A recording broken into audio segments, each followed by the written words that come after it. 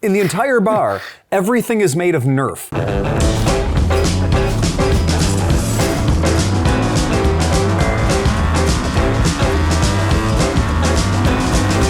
All right, guys, welcome back to another fun-filled episode of Moto Stories with Unkie Phil and my... Wait, look, check it out. Got the cocktail in hand, ready to rock and roll. Already? This is my friend Oscar. Locked and loaded. Yeah, and Oscar and I have been on many adventures together. Oscar, one of my... From Cleveland? Oh, yeah. Oh, didn't that hurt? It did hurt. Oh, that hurt. It did. Recently... Shout out to Stina. Yeah, Stina, our friend Stina Bailey. You know, she's one of our absolute favorite people in San Diego. And at an event recently, Oscar was knighted into our club, the Jedi Knights. And Oscar was knighted into the Jedi Knights. And of course, our friend, the DJ, Kyle. Kyle immediately said, and Oscar from Cleveland. And Stina was in the audience. And, whoa. She didn't like it. No, she didn't like that at all. No. And she said, wait a second. And she got like... In her face. She got in your face really hard. And she said, oh, no. And honestly, I think Stina claims you for San Diego. Oh, probably. Probably. Yeah. Technically, he's from just one of the southern suburbs of San Diego. The Baja side of California. Tijuana. Yeah. So there you go, right? So our friend Oscar, who is now from Cleveland, but is formerly of Tijuana, we've gone on a lot of adventures together, and we've talked before about one of my favorite times ever is traveling and getting across the border in Mexico and seeing that Oscar's our wingman, our fixer, so to speak. Yep. And we've been there, and it's been some weird nights going into Mexico where it was dark and foggy and scary, and we're looking for him to be our guiding beacon. It turns out Tijuana has a guiding beacon, so it's actually at the top of the hill. So that was a good thing that Oscar was at the top of the hill, at the bottom of the guiding beacon. So there's a bar, and you may notice we've got all this cool shit out here, and I'm wearing my Frankie's Tiki Room shirt. So there's a bar, and I go to a lot of bars, and I go to tiki bars all over the world, and I'm not kidding, all over the planet. I've taken plane trips to go to tiki bars. And I love tiki bars in a weird way, not unnatural way. And I always go, and for Vegas, I know that many of our podcast listeners, many of our Moto Stories viewers have got a great Vegas story, because that's kind of what Vegas is all about, right? And we all have a great Vegas story, but it's one thing when you go back to Vegas. I keep going back to the same two bars in Las Vegas for about the past almost 20 years. And this guy named P. Moss opened up this bar in Vegas called the Double Down.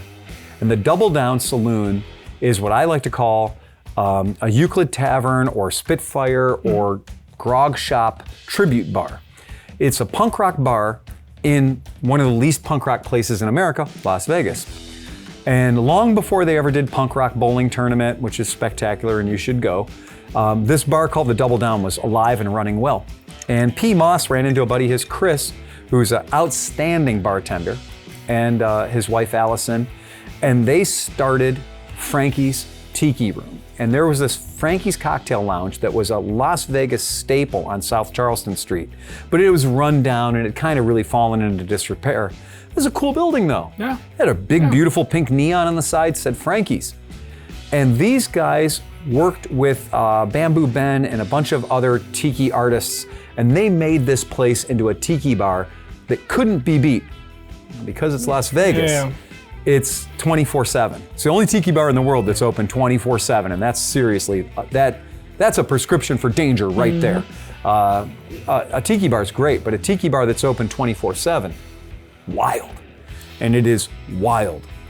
And every time since they opened, and I think they opened in like year of our Lord 2008 or something, about then. And so when they opened Frankie's up, it's just been a thing that I'm gravitating towards there. Every time we go back, whatever the event, and it seems to be I have a lot of events that push me towards Vegas, as my lifestyle tends to dictate.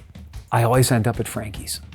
And one of the weird Frankie's stories that has happened over the years, and there's been a few. One year, my friend James and I were doing a cross-country trip.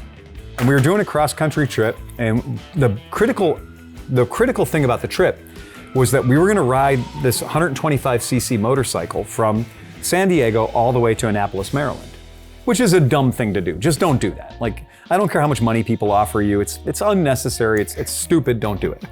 But on the way in, you know, we're taking our time going in, having a good time. So we drove from Cleveland to Las Vegas in one bite, as you do, 31 hours or so. And we drove in, I mean, I was under the weather. I was feeling pretty sick on the way into Vegas. So I let James drive, and Oscar knows I don't ever let anybody drive. Nope. I am the driver. I will drive as long as I can. And not that there's anything wrong with anybody else driving, but I'm just weird and not trusting. So we go into Frankie's, and we show up at Frankie's, and tiki bars have got about 30 drinks on the menu, right? Yeah. Probably 15 of them are traditional tiki classics. And then there's like 10 or 15 that'll be like their interpretation of something and something cool.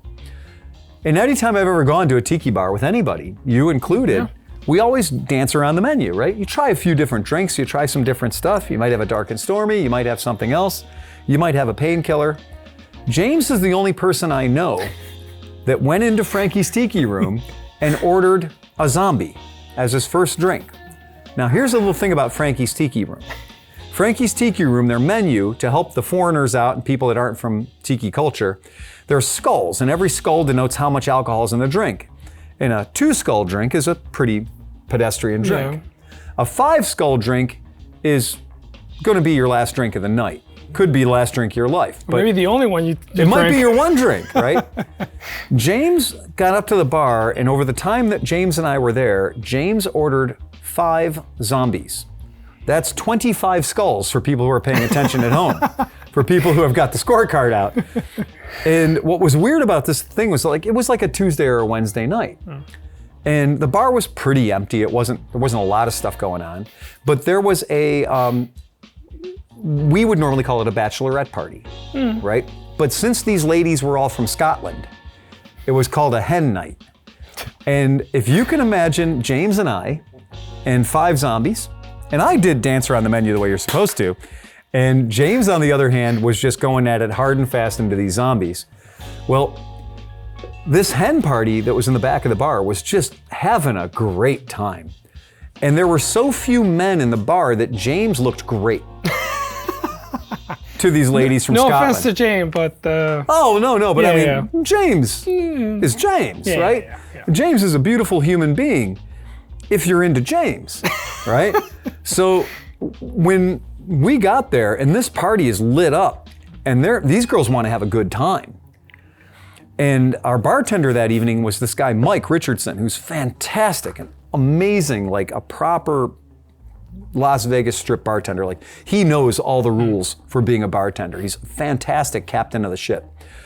And James is all too happy to take trays of shots over to this hen party.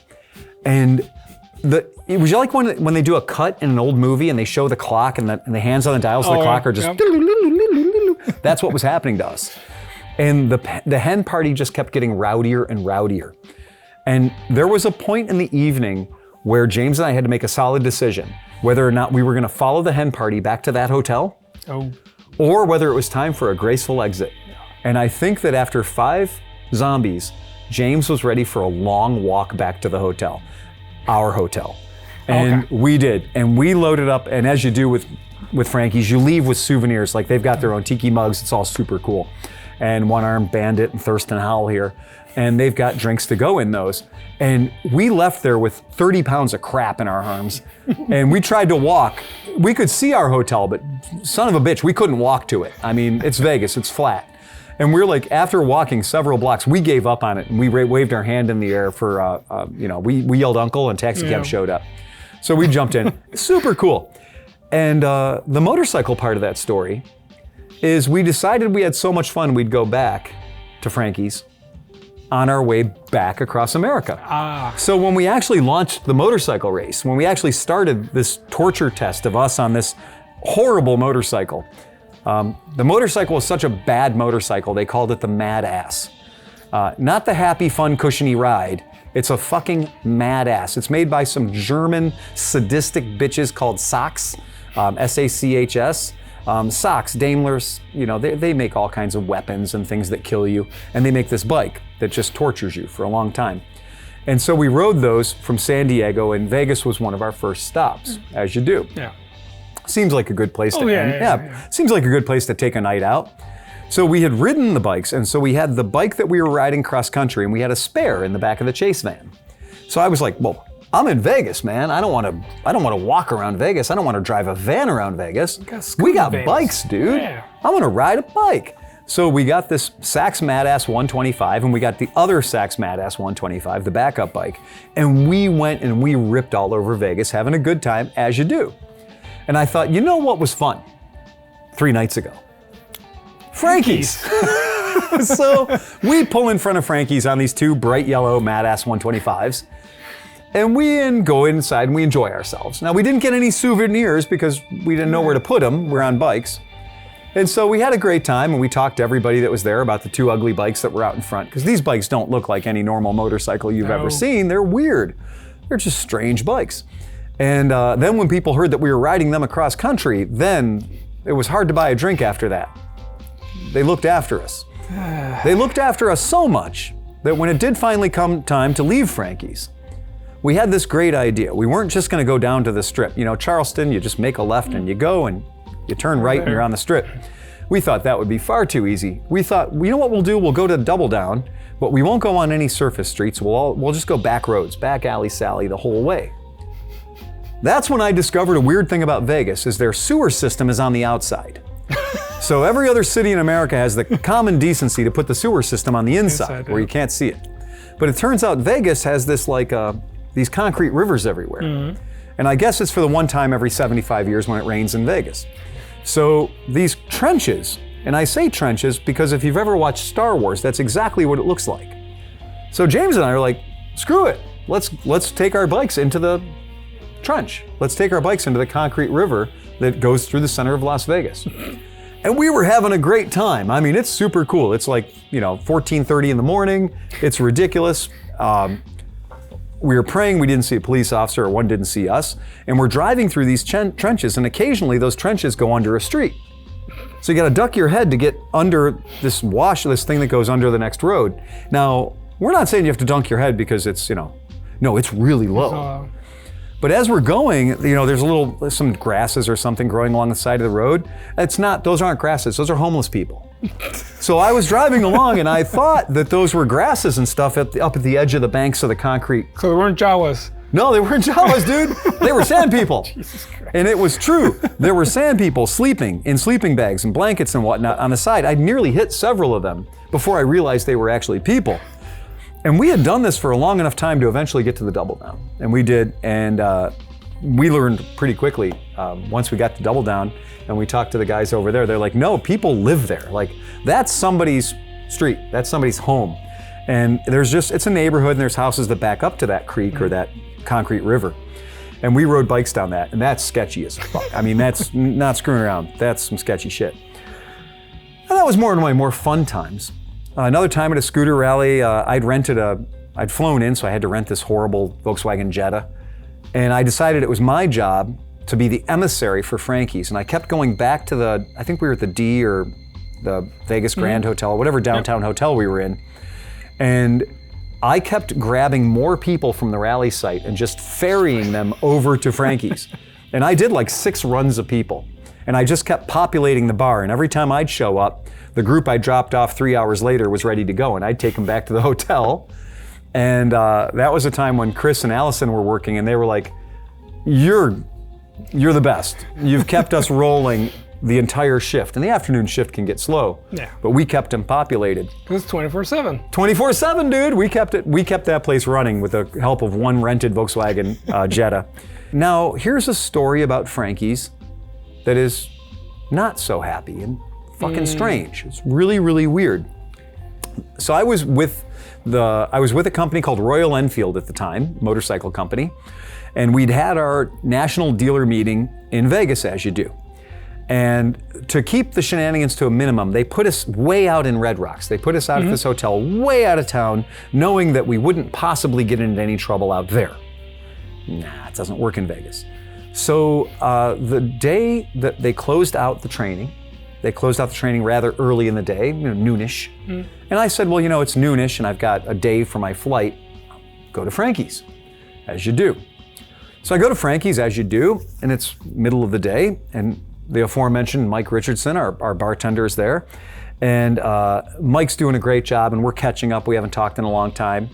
And this gentleman comes into the bar who's had a rough way to go in life, really had a bad life. And he comes in and he's asking, the 3 patrons of the bar and Mike for some funds. And I can tell that he's dedicated to this mission. I can tell he's not going to leave. And I decide against my better judgment, something I don't normally do. I say, you know what? There's a Del Taco right across the street, right across Charleston. There's a Del Taco there. I'm like, I'll tell you what I'm going to do. I'm going to give you $5.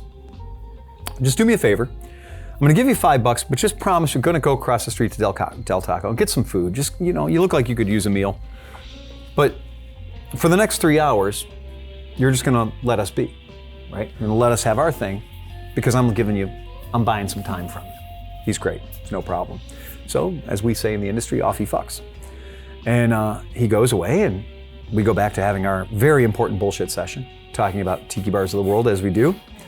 And Mike Richardson is holding court, and he's just, again, top bartender. In not too long, a customer comes in off the street. I mean, if you've ever been to Frankie's Tiki Room, there are strip clubs in the world that aren't as dark as Frankie's Tiki Room.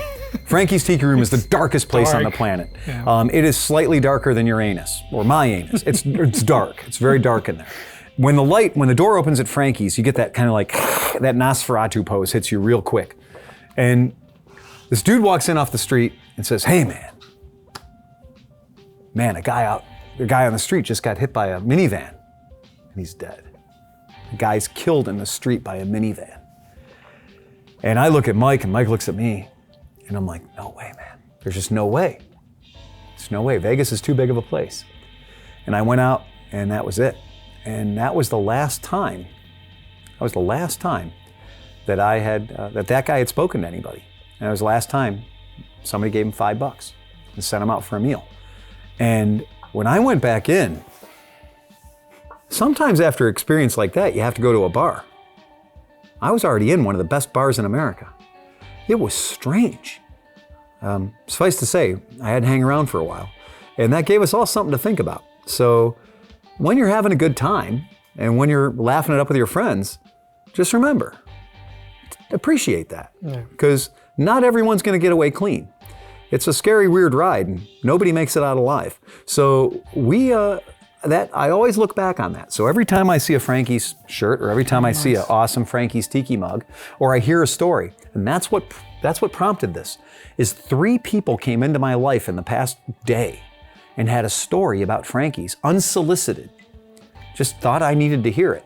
So I thought it was time for you to hear my Frankie's stories. So that's it. What I will say about Vegas, on a lighter note, is not far north of town is a place called the Broadacres Swap Meet. And the Broadacres Swap Meet is the biggest frickin' flea market you're ever gonna go to in your natural born life. And you know it's a good flea market when they charge you money to get in.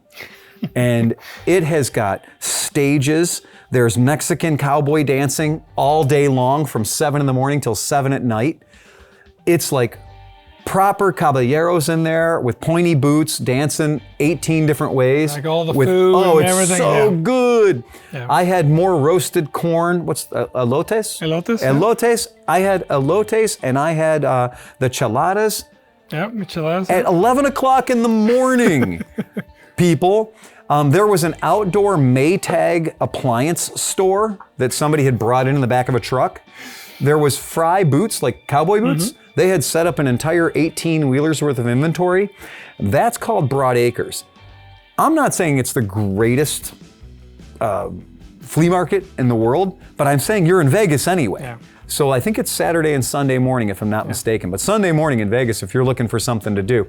Now, when you're on your way back into town, you're gonna see a sign on the right side. It's gonna say Chicas Bonitas.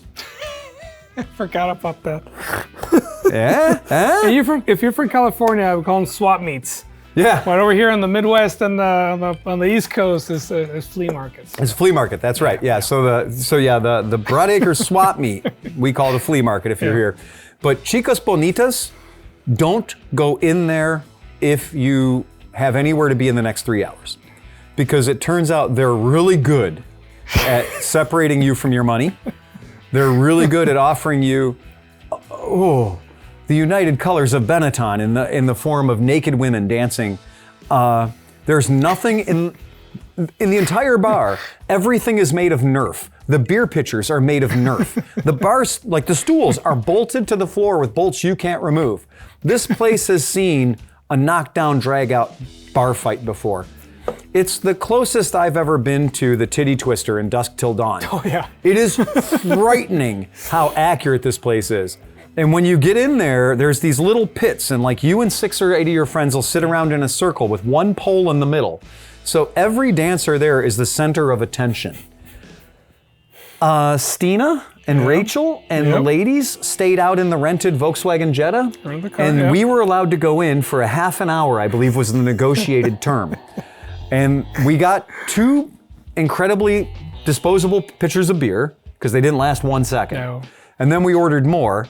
And then a girl came out on stage who I can best describe as being the prototypical Japanese anime girl, like blonde hair, eyes that are not ever found on a human being, and an impossible body built by Mattel. And she was all too happy to just get naked for us in 4 seconds. And at which point, I think Stina came in and was like, "Hey boys, time's up." And we all kind of like pointed at the stage at the same time and went, but she just came on. It would be disrespectful to leave right now. Think of the art. And we were able to negotiate about 15 more minutes on the sheer art of the situation. I think we got away with it on the art clause because the woman was clearly working very hard at her craft. And so I think we bought 15 more minutes from Rachel and Stina at that moment. But then at that point, it was like we went back to the hotel and it was no smiles from the ladies at all. No, but the guys were like, Yeah, so that's a good one. Don't go to Chicas Bonitas unless you have some time to kill. Yeah, go to the swap meet. Go to the swap meet. Yeah, exactly. Go to Broadacres. You'll be happy. Don't stop at Chica Bonitas on the way out as much as you're tempted. Because what strip club is open at noon on a Sunday? That should be your first hint right there. Only the best. The answer is only the best strip clubs. So I think that's pretty good. I can't help you much more on my guide to downtown Las Vegas tutorial for the places nobody else in Vegas has ever told you to go. That's a good one. So much love to our friends at Frankie's, obviously, because here we are. Yeah. And if you do go to Vegas and you need some information or intel, don't call me. There's plenty of different ways to get around Vegas. Have your own adventure. So, dude, that's it. Got anything else for him? No, it's all good. Nah, that's it. And if you're gonna go to a strip club, make sure to go with Robot, because he makes it a little creepy. It's so much fun. He's so awkward in a strip club. It's great. It's one of my favorite experiences ever is watching somebody just like get weird in a strip club. It's so cool. Not since like Trailer Park Boys have I ever seen anybody so awkward. He's got like the full bubbles thing going on in the strip club. It's great. You will love it. All right, so ride fast and take chances. See us back for more Moto Stories with your Unkie Phil, because we're going to keep making these things as long as you guys keep subscribing. You're going to find us at motostorieswithUnkiePhil@gmail.com. It's going to be right across the bottom. That's where we want to hear your comments, your adventures, stuff you did in Vegas, because I know you've got a story. You wouldn't be watching this crap if you didn't have a story. So that's it. Again, ride fast and take chances. Press the red button. Play us out of here.